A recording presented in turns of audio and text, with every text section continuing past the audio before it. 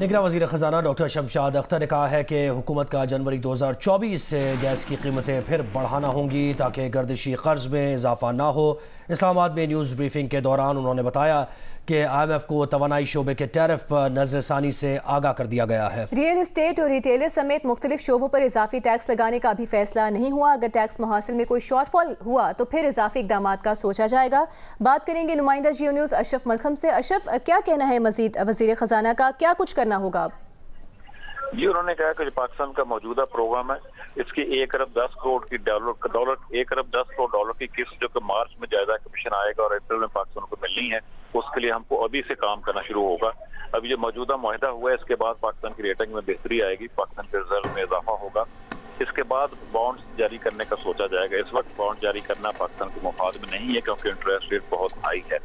پاکستان کا خاص طور پہ کہا کہ اس پروگرام کے خاتمے کے بعد پاکستان کو اپنی اکانومی کو مستحکم رکھنے کے لیے نئے قرض پروگرام میں جانا پڑے گا، ورنہ پاکستان کی معیشت کا چلنا مشکل ہو جائے گا۔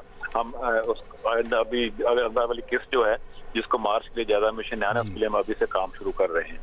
کوئی نیا ٹیکس فی الحال نہیں لگایا جا رہا کیونکہ جو پاکستان کی ٹیکس وصولیاں ہیں وہ اہداف کے مطابق پوری ہو رہی ہیں۔ اگر ٹیکس وصولیاں پوری نہیں ہوتی اس کے بعد کوئی نیا ٹیکس لگانے کا سوچا جائے گا۔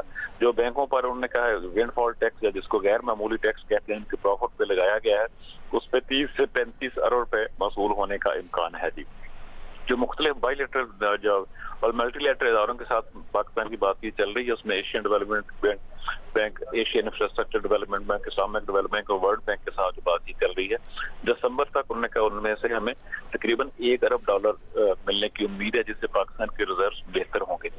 اور دوسرا ان کا کہنا تھا کہ توانائی کے شعبے میں کس اصلاحات ہیں وہ ہمیں کرنا پڑیں گی، اسے میں IMF کو اعتماد میں لے لیا ہوگا، مکمل اس پہ بات چیت ہو چکی ہے۔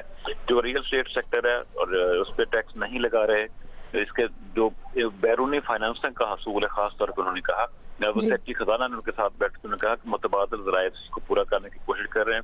کرنٹ اکاؤنٹ ڈیفیسٹ جائے اس میں کمی بھی ایک وجہ بنے گی کہ ہمیں بیرونی فائنانس کی زیادہ ضرورت نہیں پڑے گی۔ جی، شکریہ آپ کا اشرف ملخم تفصیل کے لیے۔